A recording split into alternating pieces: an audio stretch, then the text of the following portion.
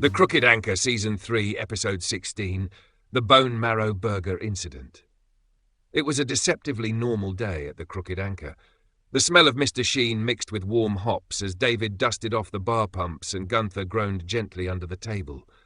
Clifford, however, was vibrating with excitement in the kitchen. "Fellas!" he cried out. Brian's soul left his body. He slowly buried his face in the newspaper, like a man trying to tunnel to freedom through ink and crossword puzzles.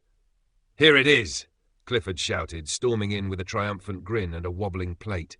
Biggins immediately landed on the bun like an angry sesame seed. "Mine!" he shrieked. David peered over the bar with genuine delight. "Oh, wow! That looks like a burger!" Clifford beamed.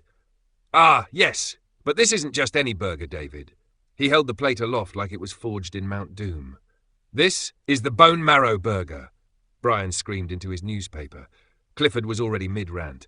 "So I was eating a burger last week, right? The label said 87% beef, 4% bone marrow.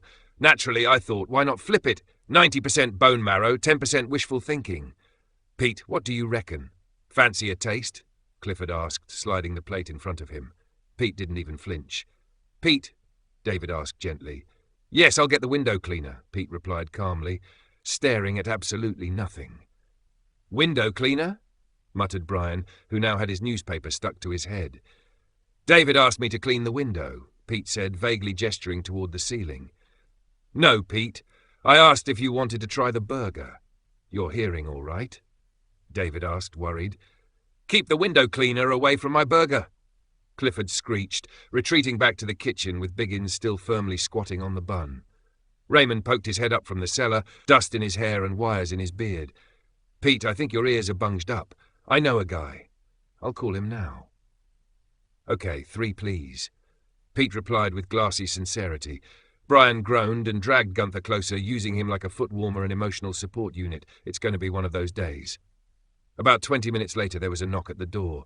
David answered with his trademark optimism. "Hello. Welcome to." In stood a man, late 40s, turtleneck, one hand holding a telescope, the other a plunger. "Afternoon. I'm here to see Pete. Heard he's having some hearing trouble." He squinted up at the sun. "Sorry I'm late. Had to push my brother down the street." David blinked. "Right. Yes, this way." He guided the man to Pete's booth. "I'm Dr. Pepper," the man said, placing the telescope down and accidentally launching the plunger onto the ceiling where it stuck with an ominous splunk. "Right then, Pete. I'm going to take a look in your ear, open wide." Brian's newspaper twitched. "Open wide? For an ear?" he whispered to himself. Yep, as I suspected. You've got a Werther's original wedged in there," Dr. Pepper announced. "Good," Pete said, blissfully unaware of the world. "We'll need to remove it immediately." Dr. Pepper said gravely. Just then, Biggins kicked the plunger from the ceiling. It fell perfectly into Dr. Pepper's waiting hands. "Perfect. Hold still." An alarm squawk sounded from Biggins. Raymond flew up from the cellar like he'd been launched. "What the bloody hell is going on?" He spotted Dr. Pepper mid-plunge. "Who is this? What are you doing to Pete's face?" David panicked. "Raymond, you called him." Raymond froze. "No, I didn't. I forgot to call him." The room shifted. David turned to Dr. Pepper. "Sir, what exactly are you here for?" Dr. Pepper slowly turned. His smile was gone. "Brains," everyone screamed. Warren burst out of the kitchen, wielding Clifford's creation like a mace. "Dr. Pepper, eat this!" He launched the bone marrow burger across the room. It collided with Dr. Pepper's head and dropped him like a sack of spanners. 10 minutes later, a police van pulled up. "Well, fellas," said the constable, cuffing the unconscious intruder, "you've only gone and caught Robert Brain Matthews. Notorious criminal. We've been tracking him for months." The gang stood, stunned. Brian scratched his head, but how did he know to come here and check Pete's ears? Pete slowly turned, sucking on a fresh Werther's. "Not all questions need answers, Brian."